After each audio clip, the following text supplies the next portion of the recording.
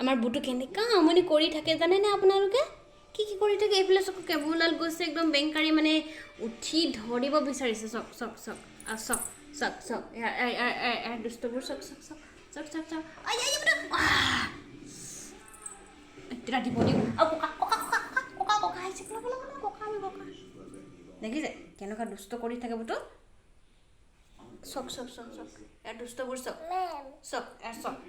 চক চক কাপোৰ কানি পেলাই মেলি চব এটা আমনি যে লাগে কিন্তু দে মোৰ দেখিছে মাৰিছে